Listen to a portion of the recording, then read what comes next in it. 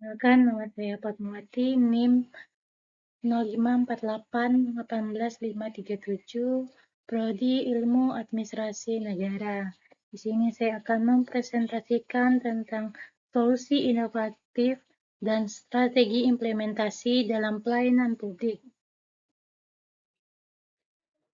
Pendahuluan, pelayanan publik merupakan salah satu tanggung jawab utama pemerintah dalam mewujudkan kesejahteraan dan keadilan sosial.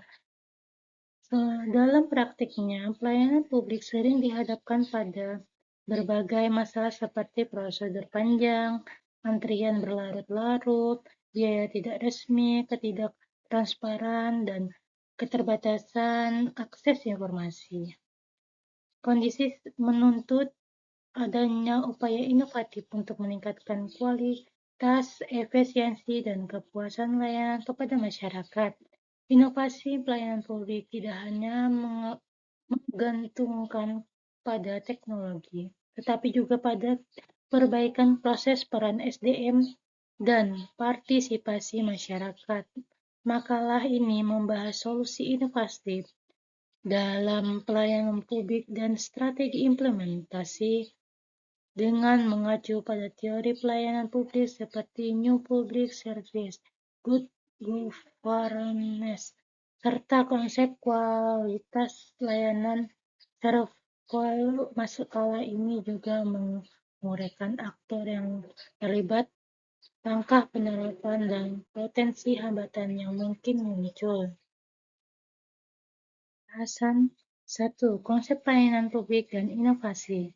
Pelayanan publik adalah kegiatan atau usaha yang diberikan aparatur negara dan instansi pemerintah dalam memenuhi kebutuhan masyarakat, baik merupakan jasa maupun barang yang berkaitan dengan pemanfaatan sumber daya publik menurut Undang-Undang Nomor 25 Tahun 2009 tentang Pelayanan Publik. Pelayanan yang baik harus memenuhi prinsip kecepatan, kemudahan, kepastian, keterjangkauan, dan transparansi. Inovasi pelayanan publik dapat diartikan sebagai perubahan cara kerja, prosedur, teknologi, atau pendekatan penyelenggaraan layanan yang lebih efektif, efisien, dan responsif terhadap kebutuhan masyarakat. Inovasi tidak selalu berupa teknologi canggih, tetapi bisa juga berupa perbaikan SOP, pengelolaan antrian, sistem pengaduan, atau meningkatkan kapasitas sumber daya manusia. Contoh inovasi pelayanan publik di era digital antara lain: 1. Menerapkan e-government dan aplikasi layanan satu pintu. 2. Sistem pengaduan online seperti SP4N Lapor. 3. Inovasi layanan desa atau kabupaten seperti sistem informasi dan pengaduan sampah atau inovasi digital di pelayanan kecamatan. 2. Teori pelayanan publik yang mendasari solusi.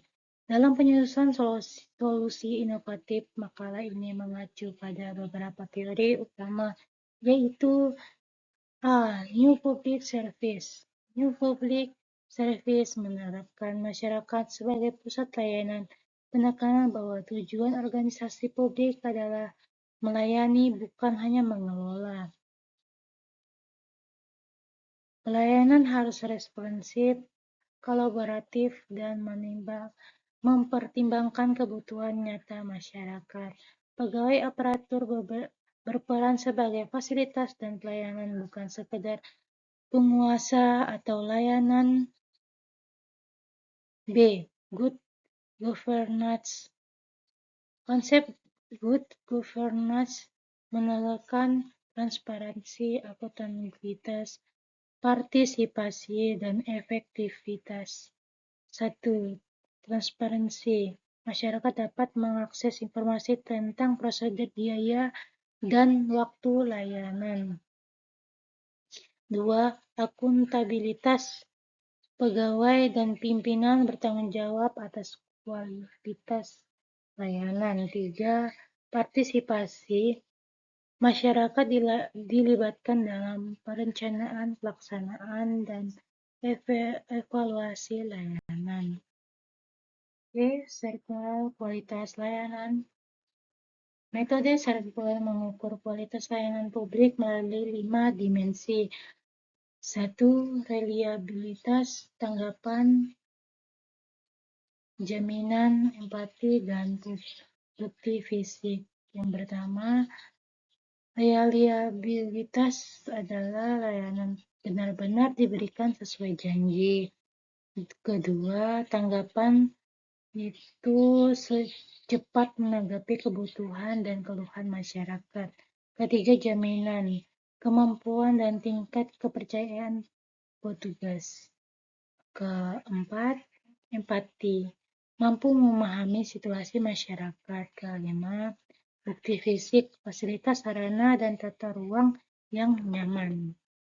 Solusi inovatif yang akan dibahas dalam makalah ini dirancang agar mampu memenuhi prinsip-prinsip dari ketiga teori tersebut. 3. Solusi inovatif dalam pelayanan publik. Sebagai contoh, misalnya kita angkat kasus pelayanan administrasi kependudukan di Dinas Kependudukan dan Pencatatan Sipil, Disdukcapil, Kota X yang mengalami masalah antrian panjang, prosedur berlapis, dan keterlambatan cetak dokumen.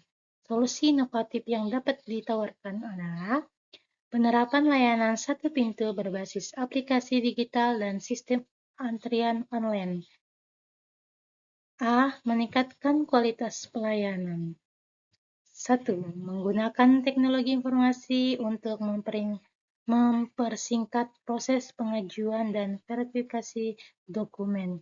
Kedua, menyediakan fitur pelacakan status berkas, sedang diverifikasi, sedang cetak, atau siap diambil, sehingga masyarakat tidak perlu datang bolak-balik. Keempat, strategi implementasi solusi. A. Pihak yang terkait implementasi solusi inovatif pelayanan publik membutuhkan kolaborasi sebagai aktor antara lain. 1. Instansi penyediaan layanan, misalnya Disdukcapil, camat, kelurahan, puskesmas. Unit teknis atau IT, Dinas Kominfo, tenaga IT, atau vendors teknologi. Ketiga, SDM layanan, yaitu seperti petugas loker, verifikator berkas, administrasi sistem, pengelola pengaduan. Keempat, masyarakat sebagai pengguna layanan teknologi, tokoh masyarakat, dan lembaga swadaya. Keterlibatan aktif para aktor ini sangat penting agar sistem baru tidak hanya berjalan teknisi tapi juga berusaha secara budaya pelayanan. B. Langkah-langkah penerapan strategi implementasi dapat dibagi menjadi 5 tahapan utama, yaitu 1. Tahap perencanaan, yaitu mengidentifikasi masalah berdasarkan temuan di lapangan, misalnya antrian panjang, banyak keluhan, keterlambatan dokumen.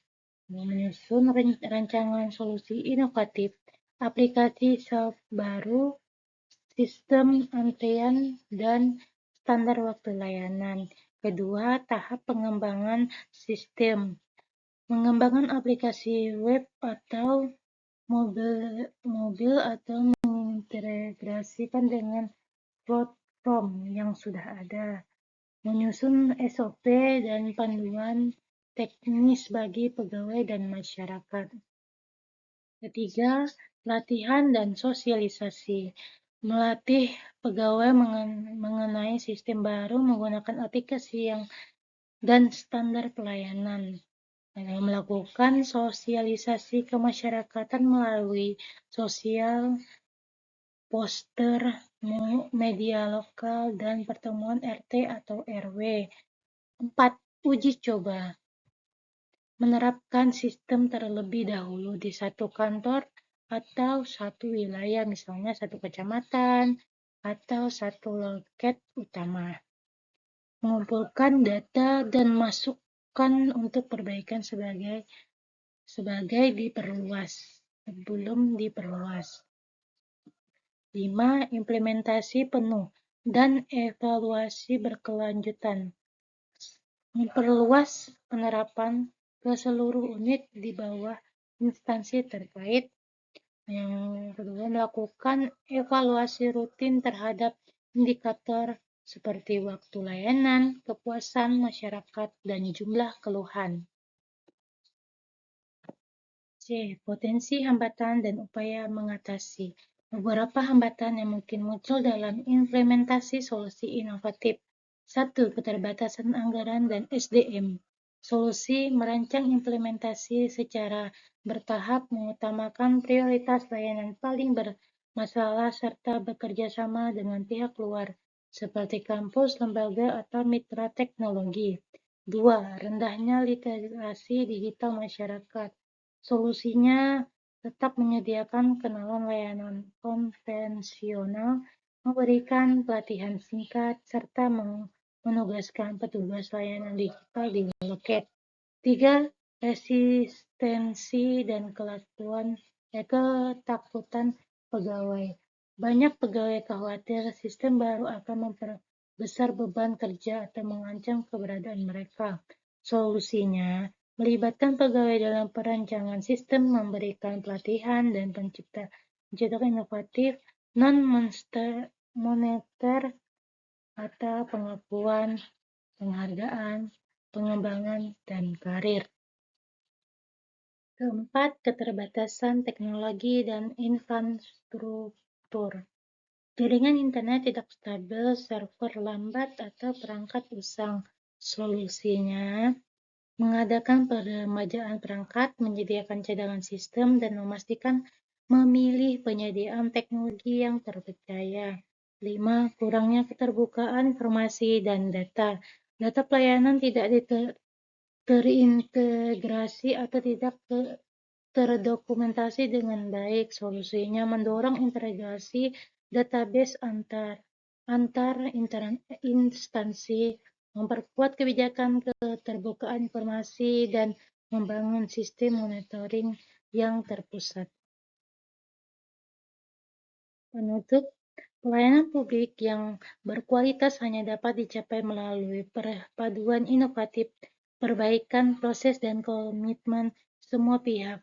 Solusi inovatif seperti menerapkan layanan satu pintu berbasis aplikasi digital dan sistem antrian online dapat secara nyata meningkatkan kecepatan, transparansi, dan kepuasan layanan publik.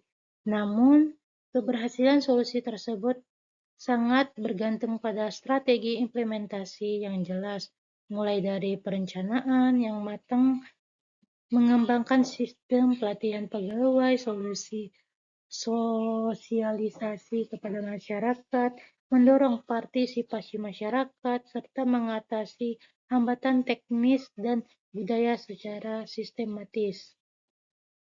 Dengan demikian, inovasi bukan sekedar tren teknologi tetapi menjadi instrumen penting dalam mewujudkan pelayanan publik yang cepat, mudah, murah, dan pasti, serta mampu menjawab kebutuhan masyarakat di era digital. Demikian beberapa hal yang bisa saya sampaikan pada kesempatan hari ini. Saya mohon maaf yang sebesar-besarnya apabila ada tutur kata maupun tindakan yang kurang berkenan bagi Bapak dan Ibu sekalian. Dengan ini, presentasi saya hari ini saya tutup. Terima kasih.